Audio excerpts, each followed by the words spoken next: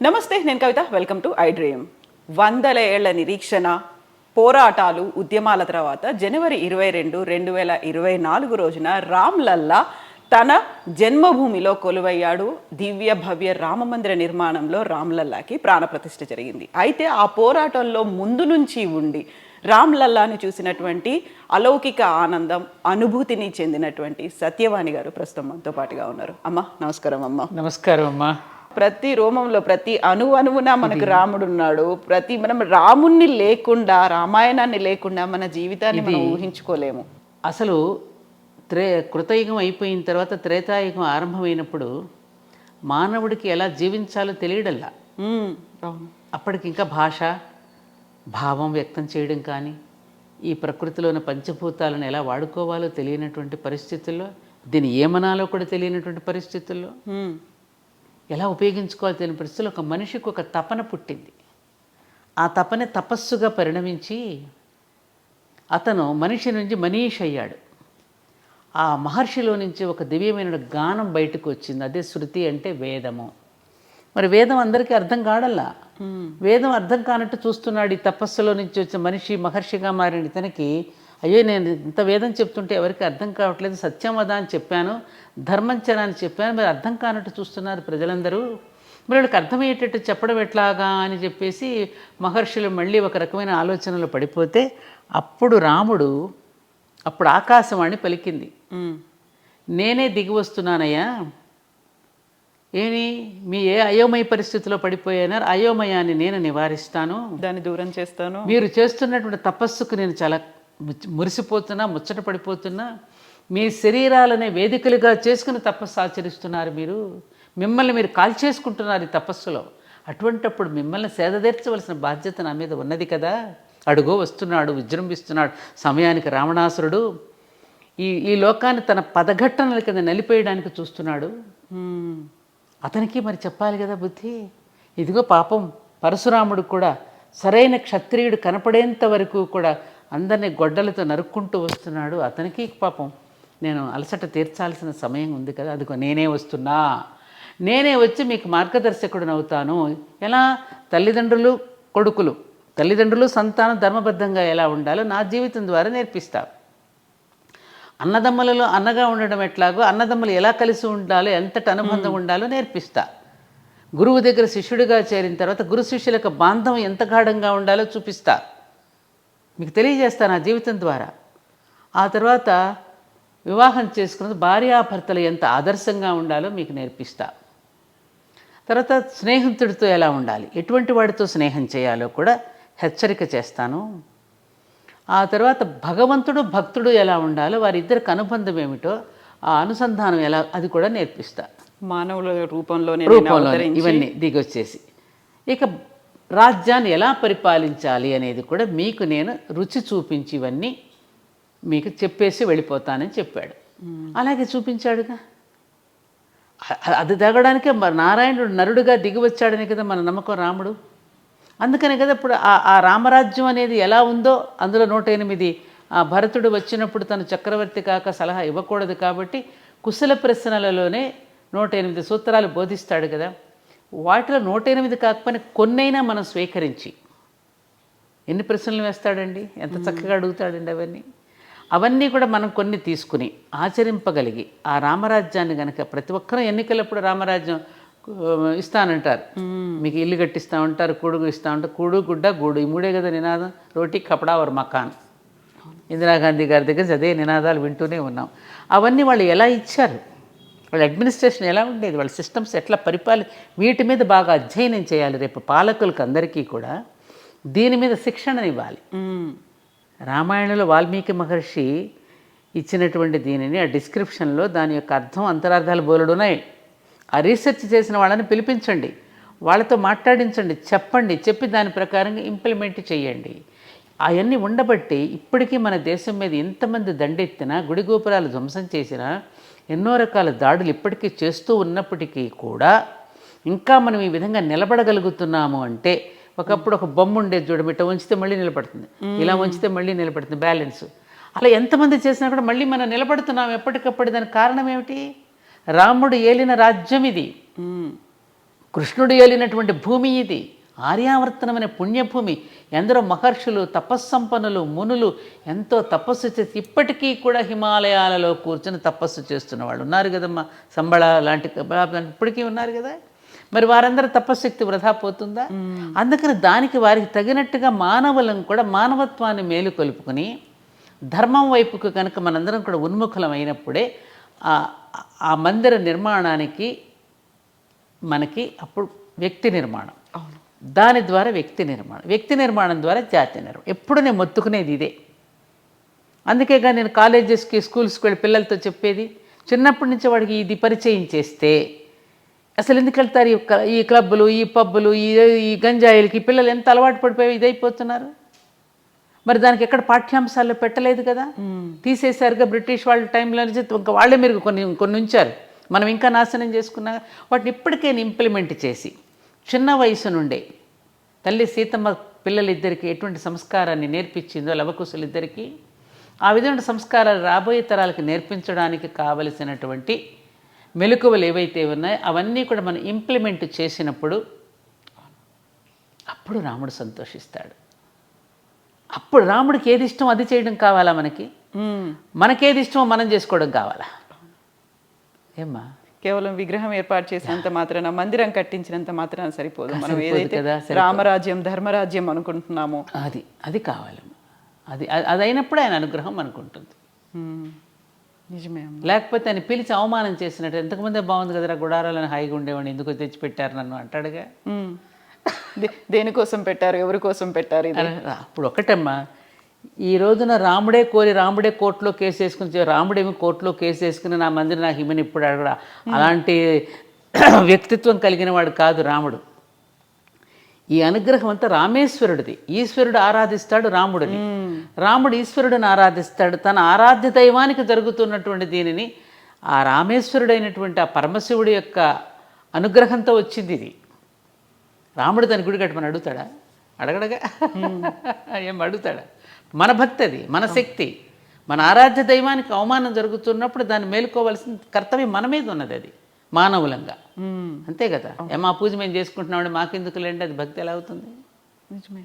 అందుకని ఆ భక్తిలో ఉన్నటువంటి శక్తి, ఈ భక్తి శక్తితో కూడినటువంటి ఆ చైతన్యమే ఇవాళ రాముడిని అక్కడ నిలిపింది. ఆ రాముడు చెప్పినటువంటి ఆదర్శాలని, వాటిని తీసుకొని, ఆ ఆలోచనని, ఆ మార్గాన్ని తీసుకొని మనం ఎలా ముందుకెళ్తాము అనేది, కేవలం మీరన్నట్టుగా దాన్ని పాలిటిక్స్కి మాత్రమే యూజ్ చేసుకుంటామా, లేకుంటే మనం మేం చేసామని గొప్పగా చెప్పుకోవడానికి దేనికోసము అనేది ఉండకూడదు. అది రాకూడదు, అహం రాకూడదు. ఒక సంఘటన చెప్తాను నీకు, చెప్పనా? చెప్పండి అమ్మా. అక్కడ కురుక్షేత్ర సంగ్రామం జరుగుతుంటే ఒక ఆయన వస్తున్నాడు అటు నుంచి. వస్తున్నవాడు ఎవరో కృష్ణుడికి అర్థమైపోయింది. అతను ఎవరంటే మన ఘటోత్కచుడి యొక్క కుమారుడు బర్బరీకుడు. ఓకే. ఎందుకు వస్తున్నాడు అతను? ఎవరైతే యుద్ధంలో ఓడిపోబోతున్నారో వాళ్ళ పక్షాన ఉండి యుద్ధం చేయడానికి వస్తున్నాడు అతను. కృష్ణుడు ఎదురుగా వెళ్ళాడు మారువేషంలో. ఎవరు నీవు అంటే, నేను పలానా, నేను యుద్ధం చేస్తే అధర్మం ఎవరైతే ఓడిపోబోతున్నారో వాళ్ళ తరపున యుద్ధం చేయడానికి వస్తున్నాను. నా శస్త్రవిద్య ఎంత గొప్పదంటే ఆ చెట్టులో ఉన్న ప్రతి ఆకు సందులో నుంచి బాణాన్ని దూసుకుపోగలిగే నైపుణ్యం నాలో ఉంది అని చెప్తాడు. ఏది ఒక్కసారి ప్రదర్శించు అంటాడు కృష్ణుడు. అప్పుడు కృష్ణుడు ఆ చెట్టులో ఉన్న ఆకును తీసి తన పాదం కింద పెట్టుకుంటాడు. అప్పుడు ఆ చెట్టులో ఉన్న ప్రతి ఆకు సందులో నుంచి బాణం దూచుకుంటూ కృష్ణుడి యొక్క పాదంలో నుంచి కూడా బాణం దూసుకు వెళ్ళింది. కృష్ణుడు ఇప్పుడు ఇతనేంటి, ఎవరి వైపు ఉంటాడు? శస్త్ర విద్యలో ఆరితేరిన వాడే కావచ్చు, కానీ ఓడిపోబోతున్నది ఎవరెక్కడ? కౌరవులు. కృష్ణుడు. కౌరవులు ఎవరు? దుర్మార్గులు. కాబట్టి వాళ్ళ పక్షాన యుద్ధం చేస్తే, వాళ్ళు విజయం సాధిస్తే అధర్మం గెలిచినట్టు అవుతుంది. అందుకని ఏం చేశాడు, అప్పటికి అతను శిరస్సును ఖండించి ఒక పర్వతం మీద పెడతాడు, ఒక ఎత్తైన పర్వతం మీద. సరే నువ్వు ఉండు, నేను ఇప్పుడే వస్తాను, అక్కడే ఉండు, నువ్వు ఇక్కడి నుంచి కురుక్షేత్ర సంగ్రామం మొత్తం చూస్తూ ఉండమని చెప్పాడు. సరే అయిపోయింది, కురుక్షేత్ర సంగ్రామం అయిపోయింది, పాండవులు గెలిచారు, మీకు తెలిసిందే కదా అది. ఇంకా ఎవరికి వాళ్ళే నా వల్ల అయిందని మాట్లాడుకుంటున్నారు. నేను అలా సంధించబట్టి ఇలా అయింది, నేను ఆ బాణం వేసి పెట్టేది, నేను ఇలా చేయబట్టి వీడు గెలిచాడు, ఇలా వాడు ఇలా మాట్లాడుకుంటున్నారు. ఎవరు గొప్ప వాళ్ళు చెప్తున్నారు. సహజం కదా ఎక్కడైనా అది. అప్పుడు కృష్ణుడు, ఎందుకయ్యా మీరు ఈ విధంగా వెళ్ళి అక్కడక్కడ ఒక కొండ శిఖరం మీద ఒక తలకాయ ఉంది, చూస్తూ ఉంది. అది చూస్తూ ఉంది, అతన్ని వెళ్ళి అడిగేస్తే తెలిసిపోద్ది కదా అన్నారు. సరే వీళ్ళు పోయి అక్కడికి వెళ్ళి అడిగితే, ఏమయ్యా నువ్వు ఎంత చూసావు కదా, నీకేమని, నాకు ఒక సుదర్శన చక్రం తప్ప నాకు ఏమీ కనిపించలేదు అక్కడ అన్నాడు. అంటే దీన్ని బట్టి ఎవరు గెలిపించారమ్మా? సుదర్శన చక్రం ఉన్నటువంటి శ్రీకృష్ణుడు గెలిపించాడు. అట్లాగే ఇటువంటి బృహత్తరమైనటువంటి కార్యక్రమాల్లో మన యొక్క సంకల్పంలో కనుక చిత్తశుద్ధి ఉంటే ఆ పరమేశ్వరుడే తన త్రిశూలాన్ని పంపించి ఈ కార్యక్రమాన్ని రామేశ్వరుడి యొక్క అనుగ్రహంతోనే ఇది జరిగిందనేటటువంటిది. ముఖ్యంగా కంచి పరమాచార్య చంద్రశేఖరేంద్ర సరస్వతి మహాస్వామి వారి యొక్క దివ్యమైనటువంటి ఆశీస్సులు ఎంతోమంది మహానుభావులు కోరుకున్నారు ఇది అక్కడ అది రావాలని. వారి అందరికి దివ్య తపశ్శక్తి ఈశ్వరానుగ్రహం వల్ల రామచంద్రుడు కొలువు తీరాడమ్మా. ఇప్పుడు రాముడి మందిరం నిర్మించాము, రామ్లల్లా బాలక్రామ్ మనకి ఏం చెప్తున్నాడు అనేదాన్ని ఆదర్శంగా తీసుకొని ముందుకెళ్తే తప్ప మీరన్నట్టుగా ఒక ధర్మం అనేది, ఒక విజయం అనేది, ఒక విలువ అనేది ఇప్పుడు మనకున్నటువంటి సంస్కృతి సంప్రదాయాల్ని మనం ఫర్దర్గా తీసుకెళ్తున్నామా, ముందు తరాలకు అందిస్తున్నామా లేదా అనేది కూడా ఉంటుంది. దాని ఒక్కటమ్మా ఇంకొకటి చెప్తున్నాను, నీ ద్వారా నేను జాతికి చెప్తున్నది ఏమిటంటే, రాముడు ప్రతి ఒక్కడిని ప్రేమించాడు. గుహుడి దగ్గర నుంచి మీరు శబరి దగ్గర నుంచి తీసుకుంటే ప్రతి ఒక్కడిని హక్కును చేర్చుకున్నాడు, కానీ ఎవరిని తిరస్కరించలేదు. దుర్మార్గుడిని కూడా ప్రేమించే తత్వం రామచంద్రుడిది. అలాగే మన దేశంలో అనేక మతాలు పుట్టుకురావడం, ఆ తర్వాత ప్రపంచమంతా ఉన్నటువంటి సనాతన ధర్మం ఇవాళ ఒక చిన్న దేశంగా మనం మిగిలిపోవటం, ఆ చిన్న దేశంలో కూడా అనేక మంది చొచ్చుకురావడం, మనం కొద్దిగా మిగిలిపోవటం జరిగింది. నేపాల్ లాంటి దేశం చూశారు, ఇప్పుడు అది కూడా మన దీని కింద లేదు. అందుకని మనం చాలా సమీక్షించుకుని ఏ తప్పులు జరిగాయో ఆ తప్పులన్నింటినీ కూడా సరిదిద్దుకోవాల్సిన అవసరం కూడా ఉన్నది. కాబట్టి ఏది కూడా ఒక ద్వేషంతోనూ పగతోనూ సాధించలేం. మనం సాధించగలిగింది, మన సనాతన ధర్మం మనకు నేర్పించింది ముందు ప్రేమతోనే అందరూ దగ్గరవుతారు, ప్రేమకే ఎవరైనా వశమవుతారు. ఇప్పుడు చాలామందిని మీరు చూడండి, నేను పిల్లల్ని చూస్తాను, మహమ్మదీయ గర్ల్స్ పాడుతున్నారు పాటలు. ఆ మధ్యన అక్కడెక్కడికో వెళితే మన శివాలయాన్ని కూడా వాళ్ళు శుభ్రం చేసి పూజలు చేస్తున్నారు. అక్కడక్కడ ఉన్నటువంటి కొంతమంది నాయకులు చేసేటటువంటి దానికి మొత్తం జాతిని నిందించకూడదు. అది మాత్రం మనందరం తెలుసుకోవాల్సిన అవసరం ఉంది. మా దేవాలయంలో శ్రీరామనవమి జరిగినప్పుడల్లా రహ్మత్ షరీఫ్ మియా గారి 37 సంవత్సరాలుగా తలంబరాలు బియ్యం తెస్తారు, ముత్యాల తలంబరాలు. ఎక్కడి నుంచి తీసుకొస్తారమ్మా? వారే పట్టుకొస్తారు దగ్గర నుంచి, ఇంటి నుంచి, వారింటి దగ్గర నుంచి వారు ముత్యాలు పట్టుకొస్తారు. ఈ సాంప్రదాయం ఏంటంటే అనాది నుంచి సాగుతూనే వస్తుంది మనకి. ఏదో భద్రాచలం రామచంద్ర ఇట్లాగే మన టీవీలో ఆనాడు రామానంద సాగర్ గారు సీరియల్ వచ్చినప్పుడు, రామాయణ సీరియల్ వచ్చినప్పుడు ఆ టైంలో బయట ఒక పిచ్చుకు కూడా కనపడే, ఆఖరికి ఆ యాంటీనాస్ మీద అవి కూడా కూర్చొని వింటున్నాయి అన్నట్టుగా ఉండేవి. అప్పుడు దూరదర్శన్ ఒకటే కదా మనకి. అప్పుడు ఓల్డ్ సిటీలో ఉన్నటువంటి మహమ్మదీయ కుటుంబాలందరూ కూడా టీవీకి మాల వేసి మనకంటే శ్రద్ధగా విన్నారు రామాయణాన్ని, తెలుసా? ఏమనాలి దీన్ని? అలా జాతి మొత్తంలో కూడా రాముడి పట్ల ప్రేమ ఉన్నది. అందరూ కూడా ఆదరించారు, వేల మంది వాళ్ళు కూడా వస్తున్నారు. అందుకని అక్కడక్కడ కొంతమంది 2-3 వ్యక్తులు వాళ్ళ నాయకులు మాట్లాడిన దాన్ని అందరినీ రెచ్చగొట్టేస్తే ఒక మూర్ఖంగా మనం పరిగెత్తిపోకూడదు. నేనేం తప్పనానా? లేదమ్మా, అందరికీ ఆపాదించకూడదు.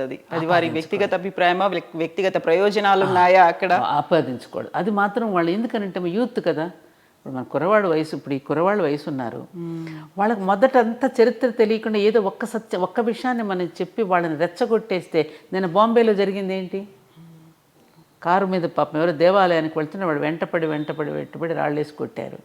కుర్రాళ్ళు వాళ్ళకి తెలియదు, వాళ్ళు రెచ్చగొడతారు వాళ్ళ ప్రయోజనాల కోసం. సత్యం ఏంటి వాళ్ళకేం తెలుస్తుంది? వాళ్ళ పబ్బం గడుపుకోవడానికి కుర్రాళ్ళను బలి చేస్తున్నారు కదా పాపం, వాళ్ళకి తెలియని వయసు కదా అది.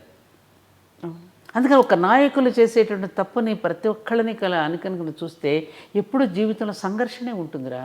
నిజమే. ఆ సంఘర్షణకే లోనవుతూ ఉంటాం. మన ఆ సంఘర్షణకు లోను కాకుండా మన అందరినీ కూడా కలిసి జీవించమని చెప్పింది మన సనాతన ధర్మం. నిజానికి హిందూ అనే పదం కూడా మనం పెట్టుకున్నది కాదు. ఇది ఎవరిని మన మతంలోకి మారాలని కూడా మనం ఎప్పుడు చెప్పలేదు, యావ అసలే లేదు మనకి. అందరికీ వెళతాం. ముక్కోటికి వారు మనకి ఒక దేవత అనేటువంటి భావనతో మనం ఉన్నాం. కాబట్టి ఇకనైనా మనం మారుదాం. మనం మారితే యుగం మారుతుంది. రామ్లల్లా సాక్షిగా. రామలల్లా సాక్షిగా. అందుకని మన ప్రధానమంత్రి గారు చెప్పినట్టు ఇది కాలచక్రాన్ని మార్చడానికి వచ్చిందనేటటువంటి దీంతో ఏదైతే ఉందో ఇప్పుడు టర్న్ అవ్వాలి మనం. అవును, ఇందాక నేను చెప్పాను మళ్ళీ తప్పు చేయటానికి. ఇవాళ మన వ్యాపారాలు తప్పు చేస్తున్నాం, ఉద్యోగాలు తప్పు చేస్తున్నాం, పాలనలను తప్పు చేస్తున్నాం, విధానంలోనూ తప్పు చేస్తున్నాం. ఈ తప్పులన్నీ సరిదిద్దుకుంటేనే రామ్లల్లా ఏదైతే తన విద్యాభ్యాసం చేస్తూ విశ్వామిత్రుడి దగ్గర, విశిష్ట మహర్షి దగ్గర ఏదైతే నేర్చుకున్నాడో తన జీవితంలో అవే ఇంప్లిమెంట్ చేశాడు కదా. అలాగే విద్యా విధానం నుంచే రాముడి యొక్క చరిత్రని పిల్లలకి చిన్నప్పటి నుంచే సిలబస్ పెట్టి వాళ్ళకి బోధించి భవిష్యత్తులో పిల్లలు లంచగొండలు కాకుండా వాళ్ళ కర్తవ్యాన్ని రాముడు నిర్వహించేటట్టుగా విధానాన్ని కనుక మారిస్తే అప్పుడు దేశం బాగుంటుందని నా బలమైనటువంటి ఆకాంక్ష, విశ్వాసం, నమ్మకం ఏదైనా. అంతే అమ్మా. థ్యాంక్ యూ సో మచ్ అమ్మా, మీతో మాట్లాడినందుకు. మీరు నిజంగా రాముడిలో ఒక తన్మయత్వం ఏంటి అనేది కనిపించింది. అక్కడ చూసొచ్చిన తర్వాత మీరు చెందినటువంటి అనుభూతి నిజంగా మాటలో లేకపోయినప్పటికీ కూడా మీ కళ్ళల్లోంచి వస్తున్నటువంటి ఆనంద బాష్పాలు అయితే చెప్తున్నాయి. మీరు దాంతో ఎలా లీనమైపోయారో అక్కడ అనేది, ఎంత తన్మయత్వం చెందారో అనేది అపురూపమైనటువంటి అద్వితీయమైనటువంటి ఘట్టం అది. దాన్ని మీరు సాక్షిభూతమయ్యారు, పోరాటం చేశారు, అనుకున్నది సాధించారు. సాధించింది ఇక్కడితో అయిపోయింది అనుకోకుండా మీరు చెప్పినట్టుగా దాన్ని ఫర్దర్గా ఎలా మనం క్యారీ ఓవర్ చేస్తున్నాము అనేది ఇమీడియట్గా అది ఇంప్లిమెంటేషన్ ముందు బాల్యం నుంచే విద్యాభ్యాసం నుంచే స్టార్ట్ చేస్తాం. అవునమ్మా. థ్యాంక్ యూ సో మచ్ అమ్మ. మళ్ళీ మనం మాట్లాడుకుందామమ్మా. Thank you. జై శ్రీరామ్. ధన్యవాదాలమ్మా. జై సియారాం. జై సియారాం. Thank you.